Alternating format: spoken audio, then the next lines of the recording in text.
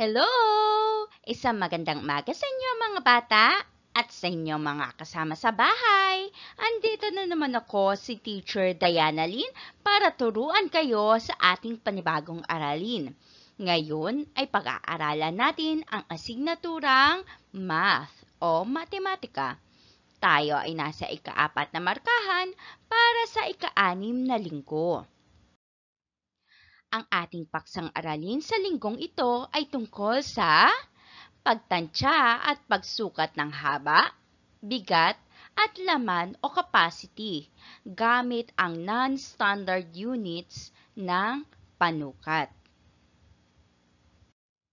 At para sa ating layunin, sa pagtatapos ng araling ito, inaasahan na iyong natatansya at nasusukat ang haba gamit ang non-standard units ng linear measures.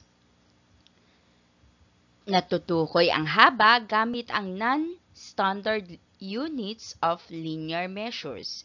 At ang huli ay nabibigyang halaga ang tamang pagsukat ng haba.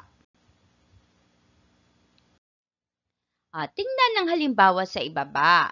Suriin mo kung paano pinakita at inilarawan ang pagtansya at pagsukat ng timbang o bigat at laman o capacity gamit ang non-standard unit. Tingnan natin ang mga prutas. Ito ang mansanas. Ano ito? Sabihin mo nga. Tama, mangga. Bayabas, pinya, orange, at saging. Masdan mo maigi ang mga prutas sa itaas. Tingnan mo ang kanilang sukat. At isipin mo, tansyahin mo ang kanilang timbang o bigat. Alin kaya dyan ang pinakamabigat? O alin naman ang pinakamagaan? O alin sa mga prutas na ito ang mabibigat? Alin naman sa mga prutas na ito ang magagaan?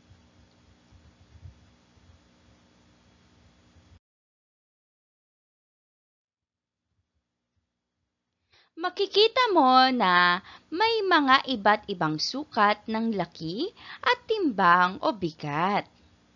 May mga prutas na malaki at mabigat ang timbang, katulad ng pinya at mangga. Diba? Itong pinya at mangga, ayan, ay mabigat yan. Kumpara sa iba, lalong-lalo na itong pinya. Kitang-kita mo naman sa laki o sukat. Kaya yan ay mabigat. May mga prutas naman na maliit ang sukat at hindi gaanong mabigat. Ang halimbawa nito ay ang bayabas, itong orange, yan, mansanas.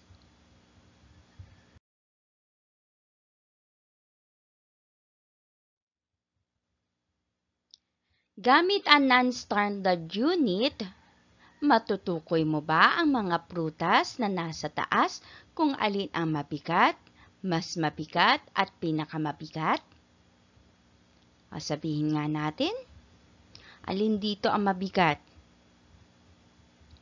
Okay, maaaring banggitin mo ay ang saging ay mabigat. O kaya naman ang orange ay mabigat. O kaya naman itong bayabas ay mabigat. Ano naman ang mas mabigat? Itong mangga ang mas mabigat. O kaya naman ang mansanas ang mas mabigat. At ano ang pinakamabigat? Itong pinya ang pinakamabigat. Naunawaan po ba? Maaaring sabihin mo ay mabigat ang bayabas, mas mabigat ang mangga, at pinakamabigat ang pinya sa tatlo. Maaari mo naman sabihin na itong orange ay mabigat, mas mabigat ang saging, at ang pinakamabigat ay pinya. Depende sa iyo kung ano ang iyong pagbabasehan. Mamimili ka lang dito ng tatlo, tapos ikukumpara mo ang mga bigat ng tatlong prutas na iyong napili. Okay?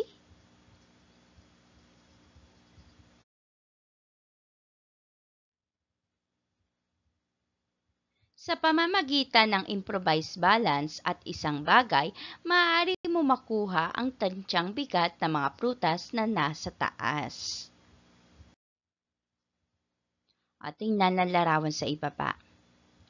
Ito ang larawan A at ito naman ang larawan B. Makikita sa taas ang halimbawa ng pagtatantya at pagsukat ng mga bagay gamit ang non-standard unit. Ito kasi ay improvise lang na panukat. Yan. Kung mapapansin natin dito, sa larawan A, alin ang mas mabigat? Tama, itong pinya ang mas mabigat kaysa sa tatlong bayabas. Dito naman sa larawan B, anong pinakita? Magkapantay ang bigat ng pinya at tatlong mangga. So, ibig sabihin nun, ano kaya ang timbang ng bayabas? Ito ay, ano po? Ito ay ang mabigat lamang. Diba? Ito naman ay ang mangga at ang pinya ay magkasing bigat. Okay? Ito pala, ito ay mas magaan kumpara mo sa pinya. Hindi pala siya mabigat lamang. Yan ay mas magaan kumpara sa pinya.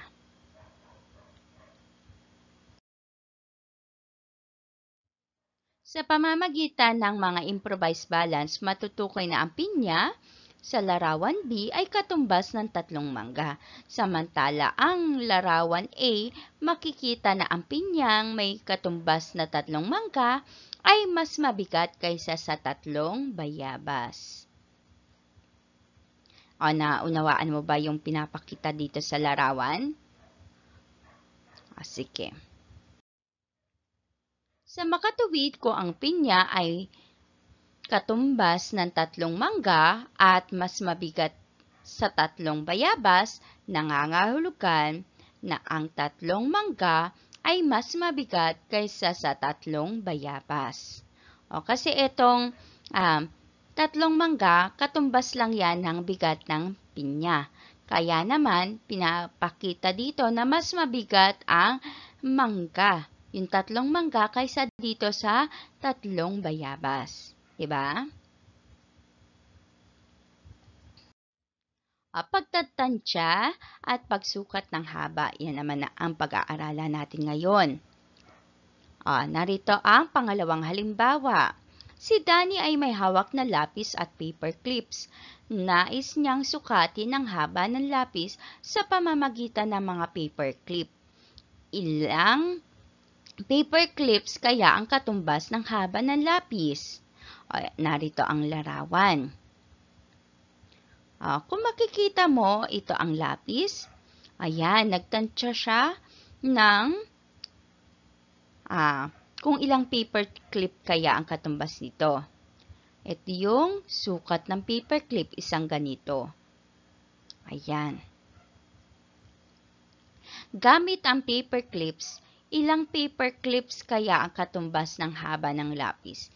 Ikaw nga magtantya ka rin kung ilang paper clips ang katumbas ng lapis. Tantyahin mo yung sukat ng haba ng lapis. Ilang paper clips ang katumbas nito? Yan ba ay 1, 2, 3, 4, 5, o ilan? Sabihin mo nga sa kasama mo sa bahay. Sige, tingnan natin kung tama ka ha. Ang katumbas na paper clip o paper clips ng lapis ay 1, 2, 3. 3 paper clips ang katumbas ng haba ng lapis na nasa larawan. Makikita na ang tantyang haba ng lapis ay may katumbas na 3 paper clips. Tama ka ba? Mahusay ka magtantya kung tama ang iyong sagot. Kung hindi naman, okay lang yan. Subukan mo yun sa susunod ha. Gamit ang iyong kamay o maliit na tasa, maaaring makuha ang tantyang laman o capacity ng isang bagay. Pag sinabi natin capacity, yun yung laman ng isang bagay. Tingnan mo ang larawan sa ibaba. Yan. Sa pamamagitan ng maliit na tasa, masusukat mo kung ilang maliit na tasa ang laman o capacity ng isang cylindrical glass. Ito. Ilan kayang tasa ang katumbas ng isang cylindrical glass na ito? Yan. Hulaan mo nga. Tantyahin mo nga kung ilan kayang ganitong sukat ng tasa ang katumbas ng laman nito o capacity ng cylindrical na baso. Nasabi mo na ang iyong sagot? Tingnan nga natin kung tama ka. Ito ay katumbas ng 24 na tasa ng lupa. Nakuha mo ba ang tamang sagot? Very good kung tama ka. Sa pagtantya at pagsukat ng haba, maaaring gamitin ang non-standard units ng linear measures tulad ng pagdangkal. Pag sinabi natin pagdangkal, ito yung kamay natin, simula dito, yan, hanggang dito simula dito sa hinlalaki hanggang sa hinliliit, yan yung gagamitin natin pagdangkal. Kunwari ito, 1, 2, yan, ganyan. Ganun yung pagdadangkal. O pwede naman ganito, magkasalitan. Yan. Okay? Yan yung pagdangkal. Maaari din naman ang paggamit ng mga bagay gaya ng patpat, paper clip na katulad ng ginamit kanina, lapis, palito, yung palito ng posporo, at Crayola. Maaaring magbago ang bilang ng sukat ng isang bagay ayon sa gagamiting panukat. Pag sinabi nating non-standard units ay maaaring nagbabago ang sukat nito ayon sa kagamitan o bagay na ginamit bilang panukat. Narito ang halimbawa. Ito ay isang gulay. Anong gulay ito? Tama, ito ay patola. Sinukat ang patola gamit ang paper clips. Ano pa? Crayola at lapis. Ilang paper clips ang katumbas ng isang patola? Bilangin natin. 1, 2, 3, 4, 5, 6, 7, 8, 9, 10. 10 paper clips. Ilan naman ang katumbas nito sa paggamit ng panganukat na Crayola? Bilangin natin. 1, 2, 3, 4, 5, 6. 6 na Crayola ang katumbas ng isang patola. Ito naman, yung lapis. Bilangin natin 1, 2, 3. 3 lapis ang katumbas ng patola. Iba-iba ang bilang ng haba ng patola. Ito ay may habang 10 paper clips, 6 sa Crayola, at 3 naman sa lapis. O, nakita mo dyan, nagbago ang bilang ng haba ng patola ayon sa ginamit na mga panukat na paper clips, Crayola at lapis. Para sa ating gawain sa pagkatuto bilang isa, suriin ang mga halimbawa sa bawat bilang. Piliin at bilugan ang may katumbas na haba ng 2 pirasong palito ng posporo o yung ganito, matchstick. Gawin ito sa iyong kwaderno. O, narito yung mga larawan. O, alin kaya dyan ang mga larawan na kasukat ng 2 palito ng posporo? Tansyahin mo nga.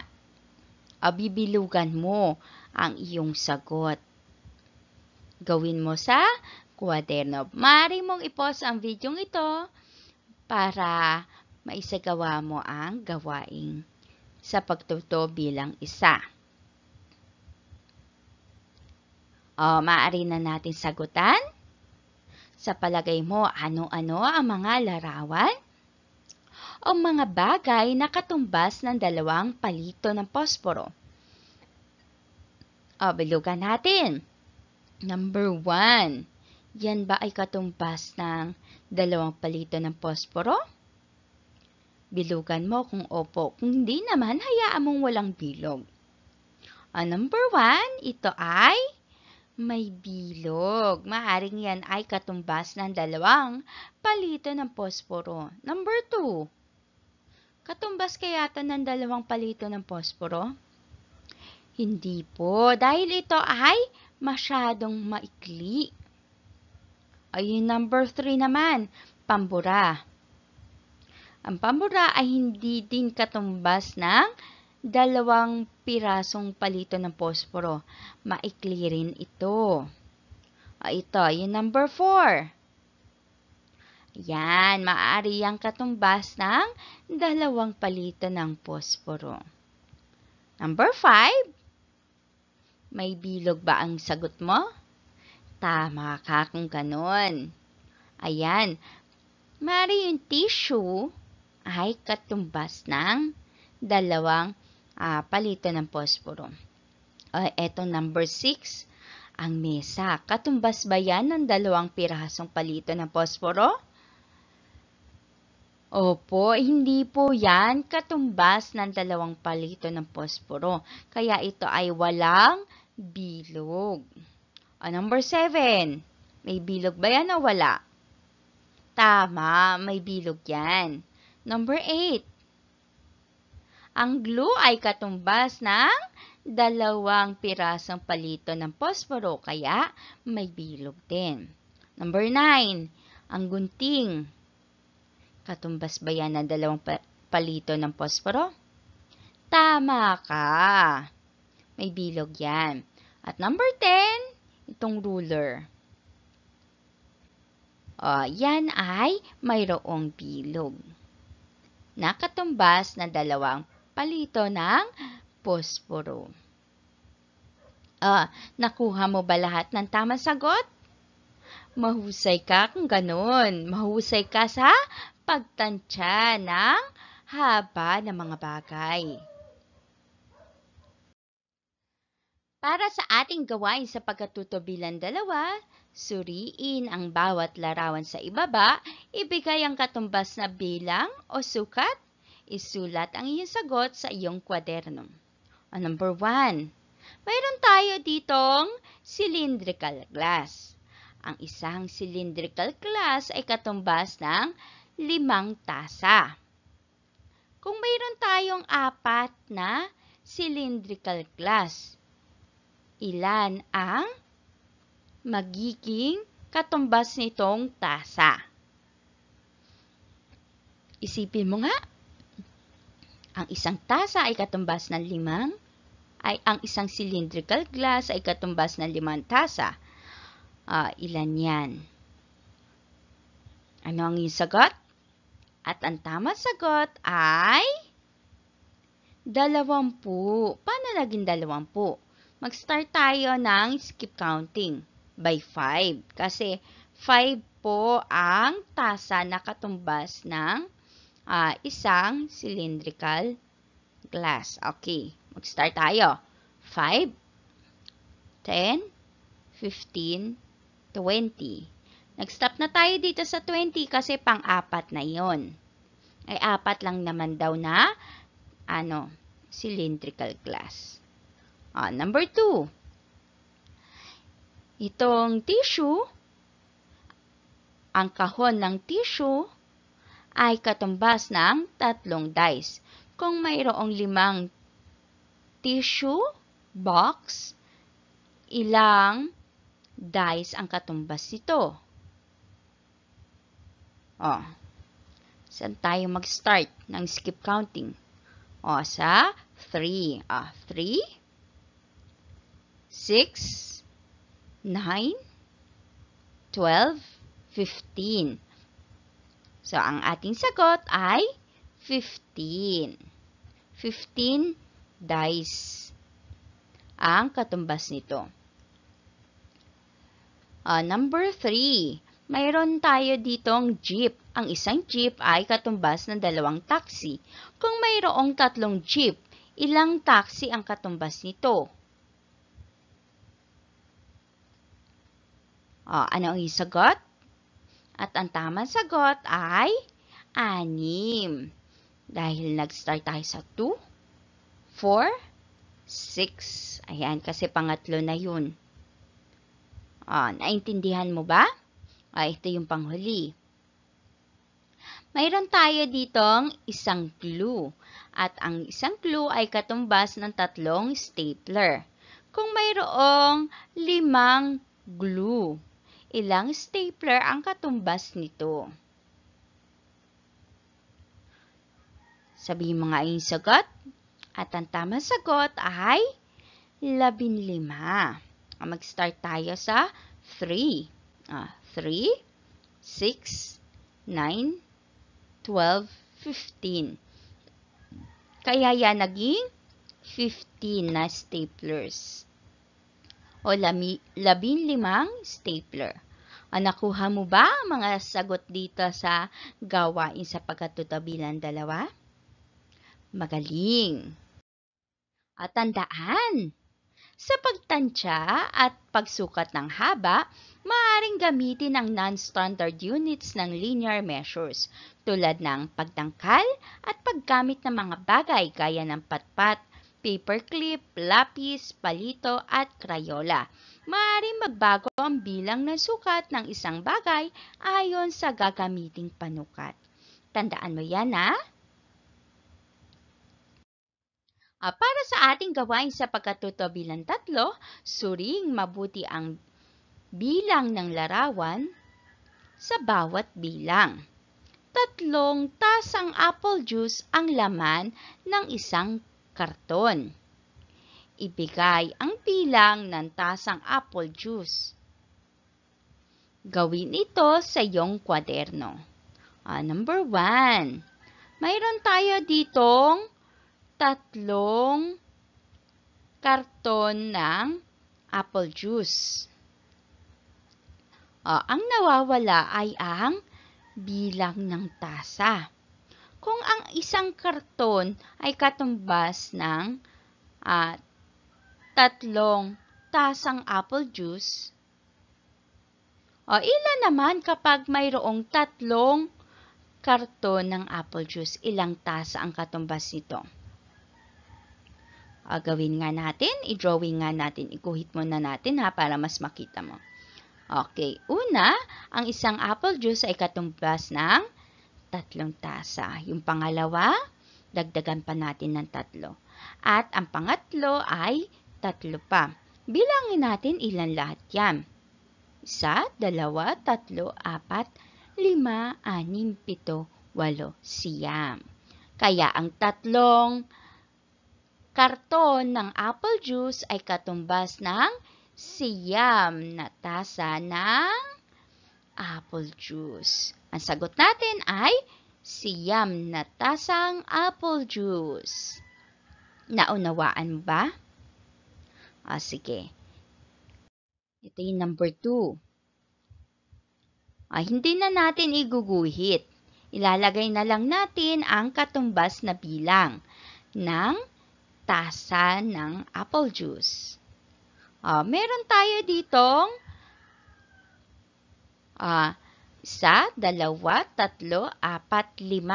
5 karton ng apple juice. Ilang tasang apple juice yan? Sabi mo nga ang isagot. At ang tamang sagot ay 15 tasang apple juice. Paano naging 15? Mag-skip count tayo by 3. 3, 6, 9, 12, 15.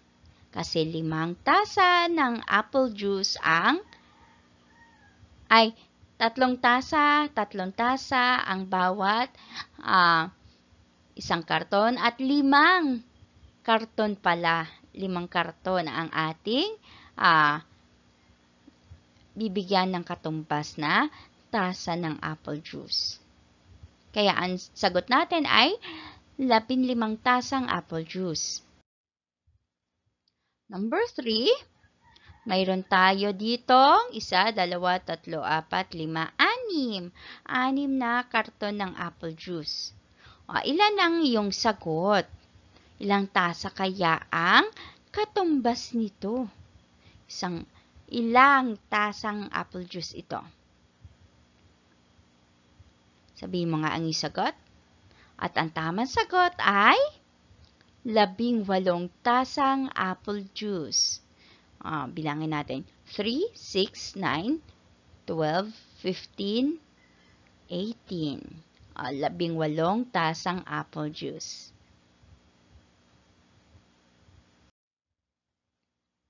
Okay, thank you po. Maraming salamat sa inyong pakikinig at dyan na po nagtatapos ang ating aralin sa matematika. Sana ay naunawaan nyo ang ating aralin. Kung may tanong kayo, maaari nyong itanong kay teacher.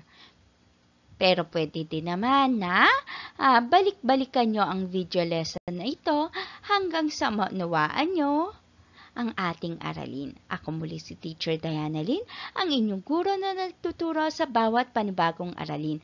Hanggang sa susunod nating pag-aral. Paalam!